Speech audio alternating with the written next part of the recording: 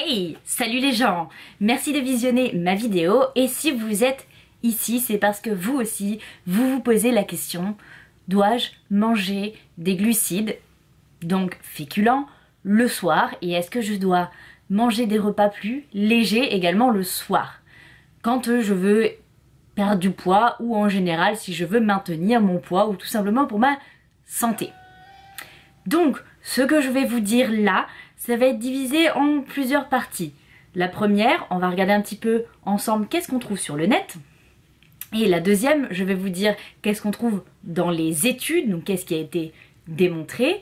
Et la troisième, je vais vous donner un petit peu mon avis sur la question. Sachant bien que mon avis, donc tout ce que je vais pouvoir vous dire comme conseil, ce sont des choses que j'ai appliquées pour moi-même et qui ont fonctionné pour moi-même, mais qui va pouvoir varier d'un individu ou un autre. Donc c'est à prendre avec du recul, en expérimentant ce qu'il y a de meilleur pour vous. Parce que ce qui a marché pour moi ne marchera pas forcément pour vous, mais ce qui a marché pour moi peut également marcher pour vous. Donc c'est pour ça que je vais quand même vous donner mes conseils, mais c'est à vous après d'en faire ce que vous avez envie d'en faire.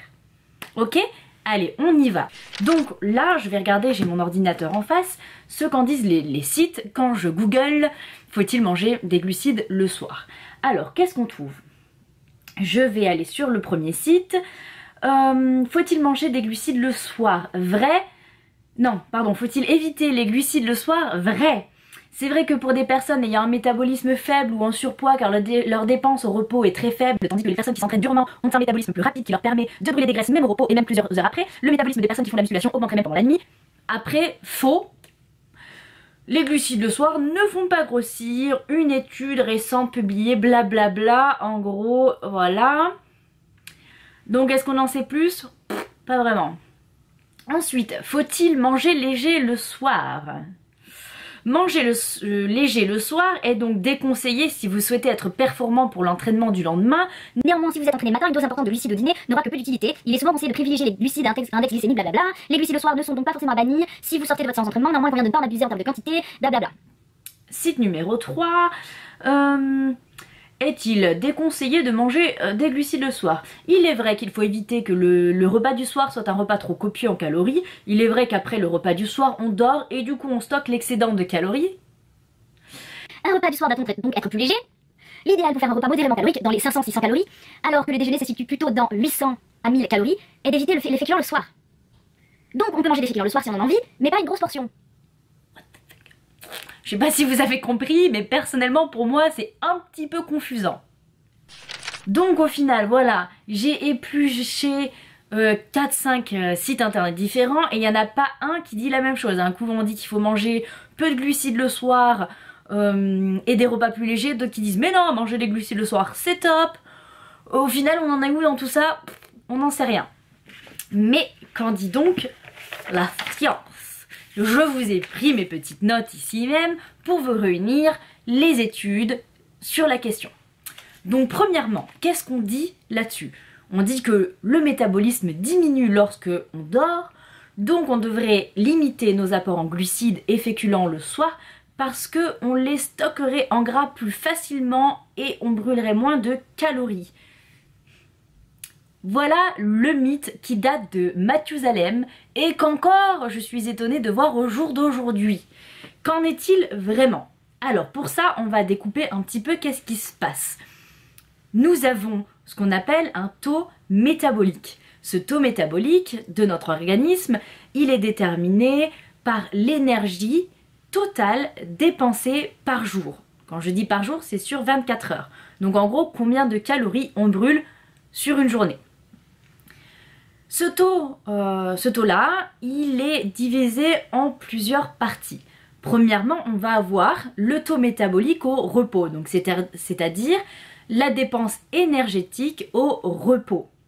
Ça, qu'est-ce que c'est? Ce sera l'énergie nécessaire pour votre organisme pour garder vos fonctions internes, vos fonctions vitales fonctionnelles. Et celui-là, il va représenter 50 à 70% du total de vos calories brûlées sur la journée. Donc le reste de ces calories, qu'est-ce que c'est? L'autre moitié, en fait, elle est divisée en trois choses.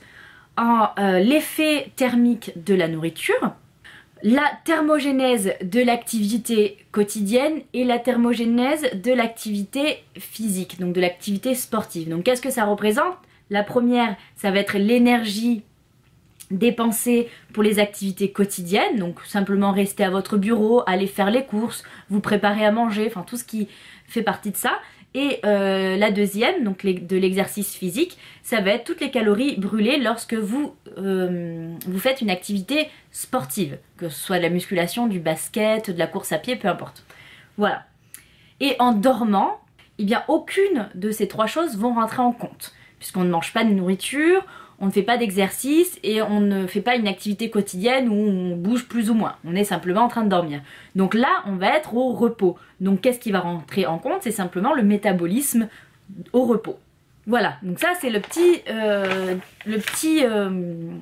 récapitulatif du métabolisme. Ensuite, la véritable question c'est, est-ce que ce fameux métabolisme de repos, il est plus lent lorsque l'on dort qu'au cours de la journée? C'est ça qui va être important pour nous. C'est-à-dire que l'énergie dépensée pendant notre sommeil, est-ce qu'elle est pareille que l'énergie qu'on dépense quand on est au repos lors de la journée? Donc par exemple là, quand je suis assise à mon bureau. Eh bien les études démontrent qu'il n'y a pas de différence significative. Donc on brûle la même chose au repos la journée que la nuit. Donc au final, qu'est-ce que ça signifie? Que manger des glucides à midi, quand vous allez passer l'après-midi à rester assise à votre bureau ou à faire une activité de repos, ou d'en manger le soir avant d'aller dormir, et ben ça aurait exactement le même impact. C'est-à-dire que vous n'allez pas plus brûler de calories la journée que la nuit. Sachant que lorsque vous changez de taux métabolique pendant la journée, c'est-à-dire que si vous allez faire une activité sportive ou une activité quotidienne et donc que vous n'êtes plus au repos, il est montré que ces changements-là transitoires en fait de métabolisme, pendant la journée, ils ne vont pas vous conduire à un changement de composition corporelle sur du long terme. La seule chose qui va vous faire changer ça, c'est-à-dire prendre ou perdre du poids, c'est simplement d'avoir un déficit ou un surplus calorique. Donc que vous mangez des glucides le matin, le midi ou le soir ou que le midi, que vous ayez des activités sportives ou non, ça ne semblerait pas avoir d'impact au final sur votre prise ou votre perte de poids, puisque la seule chose qui va avoir de l'impact, c'est votre énergie totale, votre consommation de calories totale. Les glucides que l'on mange ne vont pas être directement stockés en graisse. Ça c'est l'un des mythes aussi qu'on entend, c'est que quand on mange des glucides, on va stocker plus de graisse. Je vous explique. L'être humain a un besoin en énergie qui est important. Et il est capable de brûler et de stocker jusqu'à 500 grammes de glucose avant la lipogénèse. Donc la lipogénèse, qu'est-ce que c'est? Ça va être ce fait de stocker les graisses qui viennent des glucides. Donc en d'autres termes, il n'y a que la surconsommation de glucides ou de sucre qui aura pour conséquence la transformation de sucre en graisse dans le corps. Donc c'est que si vous en mangez trop en apport total sur la journée que vous allez les stocker en graisse, et pas si vous en mangez le midi ou le soir plus qu'un autre moment de la journée. Pourquoi? Parce que les glucides, lorsque vous en consommez, ils vont être convertis en glucose, qui est une très bonne source d'énergie pour les muscles et le cerveau, mais ce glucose ne va pas être transformé en graisse comme ça directement. Très important à retenir. Donc finalement, on en vient à dire qu'il n'y a rien de spécial à manger des glucides le soir. Ensuite, on va dire que les glucides sont à éviter le soir à cause de la sensibilité à l'insuline. Donc il semblerait que le soir, en fait, la sensibilité à l'insuline soit plus faible, donc c'est pourquoi il faudrait les éviter. Alors lorsque l'on compare la réponse à l'insuline d'un repas matinal, donc à 8 h du matin, et un repas le soir à 20 h avec la même consommation de glucides, on constate que la réponse de l'insuline, elle est meilleure au premier repas. Et c'est dû à quoi? Tout simplement parce que on a jeûné pendant plusieurs heures pendant la nuit, donc forcément notre réponse à l'insuline va être meilleure le matin comparé au soir. Et c'est prouvé également lorsque l'on compare un repas en début d'après-midi et un repas le soir, il ne va pas y avoir de différence significative à l'insuline, parce qu'évidemment notre réponse va être plus faible au cours de la journée vu qu'on en aura déjà consommé. Donc là en fait ça n'a pas d'importance sur le fait que vous en mangez le matin, midi au soir, sur votre poids ou sur quoi que ce soit. La seule chose sur laquelle vous devez vous concentrer, c'est en fait à améliorer cette réponse d'insuline au quotidien et sur du long terme et pas seulement en mangeant des glucides à telle ou telle heure. Donc comment vous faites ça? Comment vous améliorez votre réponse à l'insuline pour ne pas stocker des graisses? Parce que c'est cette réponse à l'insuline qui va transformer les sucres en graisse dans votre corps. C'est d'atteindre et de maintenir finalement une bonne composition corporelle, c'est-à-dire un taux de masse grasse qui est correct. Et tout ça en faisant quoi? De l'exercice physique régulier et une alimentation qui soit équilibrée en mode de vie et pas seulement ponctuel. Ainsi, votre taux d'insuline va se réguler, il sera toujours plus ou moins constant et vous éviterez le plus possible le stockage des graisses.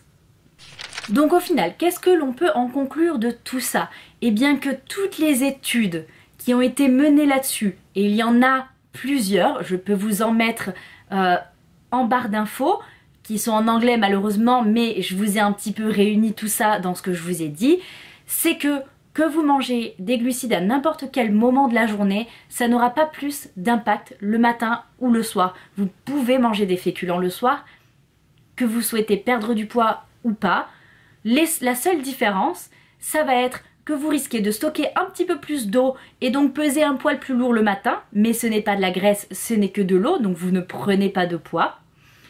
Ça, c'est une des seules différences que vous pouvez remarquer, on va dire, physiquement. Et ensuite, vous n'allez pas plus stocker la nuit parce que vous dormez, mais l'important, c'est votre métabolisme de base au repos. Et c'est ça qui va conditionner, si vous voulez, votre perte de poids. Et pour que ce soit efficace, l'important, la seule chose sur laquelle vous devez vous concentrer, c'est votre rapport calorique sur la journée pour que votre dépense énergétique soit supérieure à ce que vous consommez. Et c'est comme ça que vous allez perdre du poids.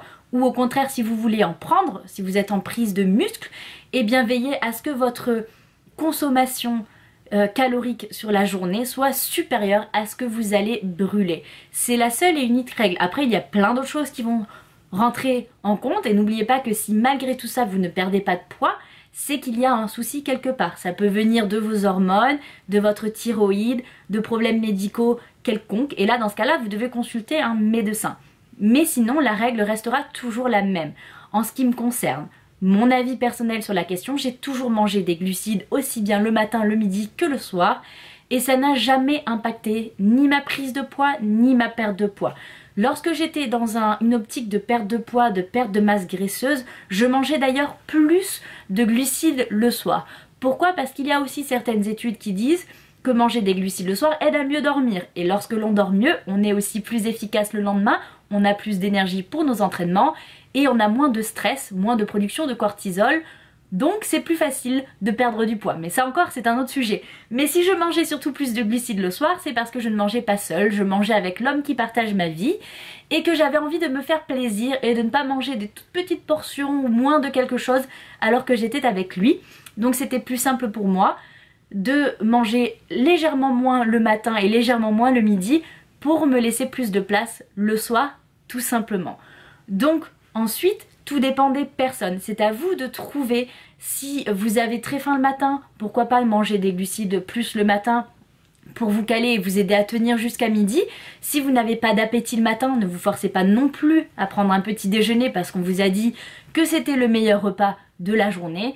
Écoutez au maximum votre corps et trouvez ce qui vous convient et ce qui fonctionne pour vous personnellement et individuellement. Pour moi, il n'y a que ça d'important. Voilà, j'espère que cette vidéo vous a plu, qu'elle vous a été utile. Si vous avez des questions ou s'il y a certains points qui n'ont pas été clairs pour vous, n'hésitez pas à me le mettre en commentaire. Je me ferai un réel plaisir de vous y répondre et d'éclaircir tout ça. Mettez-moi des petits pouces bleus vers le haut si ça vous a plu, que je puisse le voir. Abonnez-vous si ce n'est pas encore fait pour ne manquer absolument aucune de mes vidéos. Je vous embrasse très fort et je vous dis à très vite dans une prochaine vidéo.